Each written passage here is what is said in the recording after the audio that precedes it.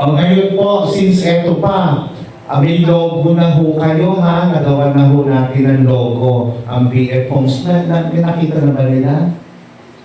Kung ito okay, pinangunahan ko na po ang inyong logo. Kung okay lang sa inyo, kung di naman po okay, pwede naman po natin baguhin. Ito po yung logo natin. Ayun po, okay po ba sa inyo? Okay, okay. Okay. At ayan, no? Okay po ba yung logo? So, pinangunahan ko na po yung logo para masimula na natin. Okay. So, lahat po ang nag-fill out dito. Meron na po, nakapag-fill out na po ba ng form? Forms. Okay. So, bibigyan namin kayo ng form. Tapos attendance lang dito. Pag nag-fill out ng form, papilagay yung picture. Officially, member na ha. Okay na. Tapos sisimulan na natin. Sisimulan na natin yung pagbubuo. So ngayon, today is June 29.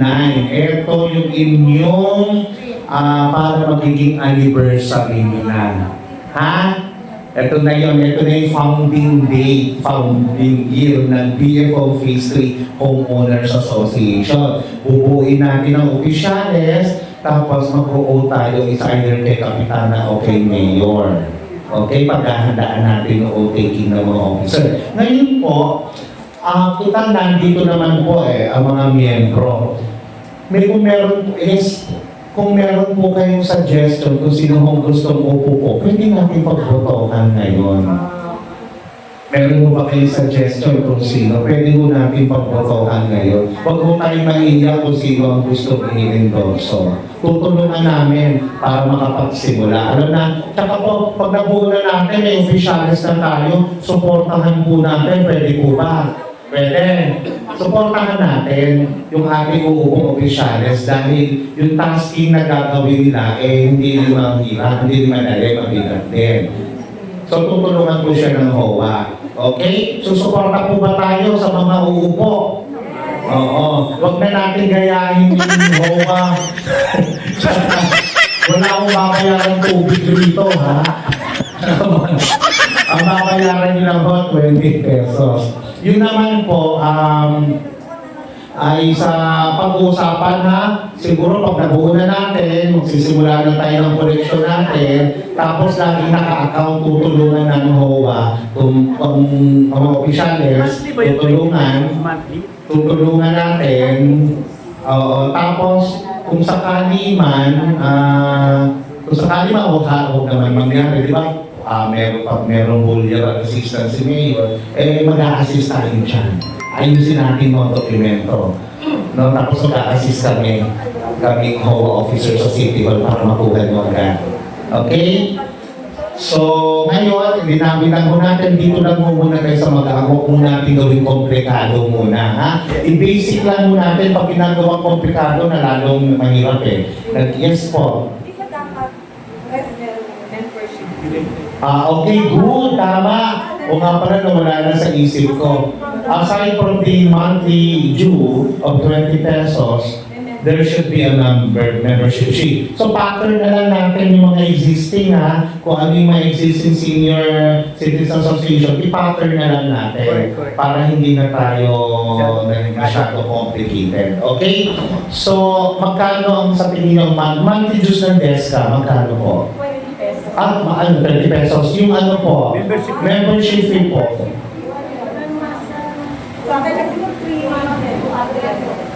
Magkano po? 200. O kayang-kaya yan? 200? Hindi, membership lang po yun. Sa membership, ano yan? One time lang po yun. One time lang yun. Kung sino gusto pa-member, 200. 200 hanggang sa pag na-settle na gawa natin ng SEC, SEC. I-ayos natin yung SEC registration nyo para registered kayo na BFO Phase 3 Homeowners Association. Okay, para makapagsimula na rin kayo makapag-bangko. No? O kailangan hindi yan personal yung hawak, parang mawang nakabangko. So sisimulan natin ang SEC nyo, ha? Para makapag-ano na kayo sa bangko. Okay. So, ayun, nandito na pala ang AP. Report. Buti na lang nag-record ako. Nandiyan pala ibang AP. Okay, recap na lang tayo mamaya. Kulang ata upuan natin. Anong padala na? Oo. Okay, good. Meron pa. Okay, masaya. Nakakatuwa magkakaroon ng tayo ng senior citizen. Kasi pag nakikita ko sa labas at mimiti ng senior, alam ko bakit pag may event po kasi ang mga senior citizen sa iba-ibang barangay, dahil since ako po ay spokesperson ni Mayor Along Malapitan o Speakers Bureau niya, naiimbitihan kami para mag-host.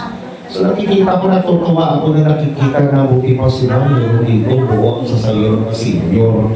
Samantalang sa BF3, ang dami namang senior citizen, bakit parang hindi kami makabuo? O at least, naisip, nakita ko na, kailangan na talaga makapagpatayo na tayo. Parang hindi na kinalabas, tatawin pa kayo ng kalye. O diba? Para umapel lang ng meeting. Tato po naman sa bilang BF, pag mamamalengke, okay na yun. Pero yung lalabas, tapos nakakotse kayo, hindi kayo makapag-park. Diba? Ang hirap mag-park sa labas. Ito, nakakotse man kayo, punta kayo, maglakad. Ayun, andito ang loob ng BF. Diba?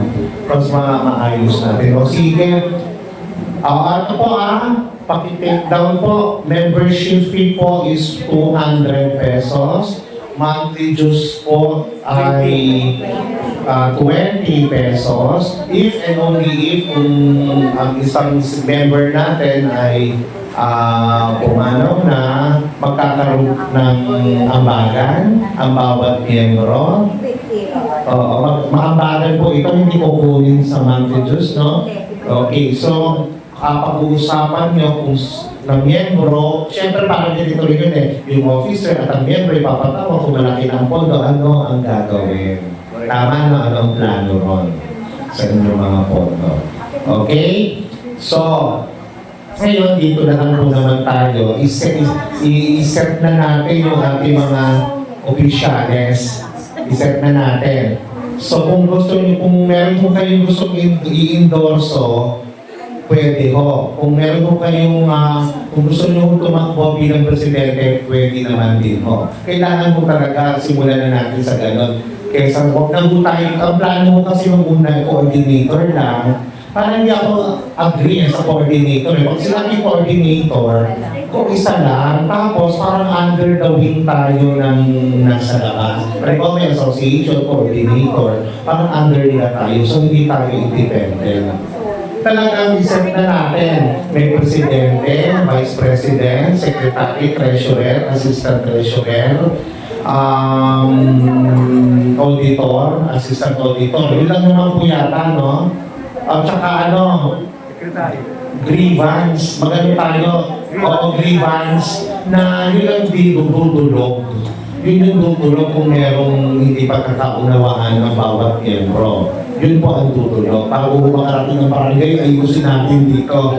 Kaya naman, parang sa MOA po. Parang sa MOA po, may grievance. Kahit ganun yung ginagawa natin bago makarating sa barangay, ayusin. Pag hindi nagkaayos, barangay na. Hindi na kaya ng power si Kapitana na. Okay? Tandaan nyo ayusin na natin kung meron po kayong inaay na magiging presidente o set officiales, sisimulan na ho natin ang ating election. Okay po ba? Okay po ba sa lahat? Kasi makasalita ako ng salita dito, parang napipilitan lang kayo kung sino yung boboto. So open sa lahat po, Tito Jen. Ano ba yung pag-officials tayo? Lifetime na ba sila? Hindi po, 2 years 2 years, every 2 years. Oo, every 2 years. Sabay na natin kasi next year po, election ng MOA. Diba? So, huwag tayo magsabay, magastos. Ang election po magastos Huwag tayo magsabay. 2025, kayo, di ba? 2025, 2 years, 2027 ang June ang election nyo. Okay? So 2 years kami naman, MOA, 2026 ang election. Huwag kayo magsasabay. Mas maganda yun. Okay. Yung pondo natin kasi, siyempre, halimbawa, kulang pondo nyo sa election, mag-i-extend naman si HOA kahit papaano, So, huwag tayo magsabay.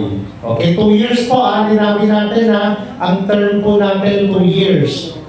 Tapos, 2 years po ang set of officers natin, President, Vice President, Secretary, Assistant Secretary, nagyan na natin in the absence ng Secretary. Alagyan natin ng Treasurer muna, Assistant Treasurer, Auditor, Assistant Auditor, tsaka Grievance. Okay? Lagyan tayo ng Grievance para merong patayo at tititig at harap. Okay? Handa na ba ang lahat para sa pag-endorso ng sino po magiging presidente natin? Ng unang-unang presidente, ha? Ito, election, hindi to appointment, ha? Tatandaan niyo po, election to mangyayari. Sino po sa tingin niyo ang pwede? Sino, pwede po kayong mag-nominate, pakilista na. Yes, Tito? Ay, Tito. Ako, si Edith. Galero. Tita Edith Galero bilang presidente. Tayo po si Tita Edith. Pasok ka. Alam mo, Tita Edith, kahit coordinator ka, pwede kang coordinator kasi siya ng DESA, pero pwede niyang kung ano yung position. Kasi dependent to eh. Okay. Alam na gagawin nito eh. Okay. Pa. I move to close the nomination. Ang close na agad yung nomination. And everybody will say, ayan. We close the... Ayan. Second then. Wala na pala. Ako na, kayo ang magsa-second kasi kayo hindi ako eh. Second then by Tita Bel Angeles. Okay. Palakpakan natin ang kauna-unahang presidente ng BFO Phase 3 Homeowners Association, Tita Edith Galero. Palakpakan! Ayan. Upo ka lang dito. Katabi ko. Maraming salamat sa pagtitiwala niyo. Kakayanin ko makakaya ko kasi actually one of the board of director ako sa DESCA, Senior Citizen. Okay po. Hello. Yes. One of the board of director ako sa Barangay Diparo, which is DESCA, and ako rin yung gumagawa ng mga minutes of meeting doon, ng regular and general meeting, ako lang ang gumagawa. And one more thing is, ako rin ang may hawak ng revolving fund. So, anytime, na-audit ako ng external auditor. Kaya gumagawa ako ng mga over-disbursement, ng mga cash booster, petty cash. So, iniisip ko, kung magiging presidente pa, kaya hindi ko kaya. Kaya! Kayang-kaya mo yan, ta! Kaya-kaya mo yan. Yung may knowledge. Ang sa akin naman po, Siyempre, kaya-kaya yan. Ang dami man ako sumuport at tumulong. So, sana baka meron naman, I think meron naman mas qualified kesa ka sa akin. Tita, ikaw ang qualified! Hindi. Ikaw, hawakan mo lang naman. May vice president tayo, ha? Tatandaan mo. May iba pa naman, May busy ka. Okay, sige, balikan po kayo.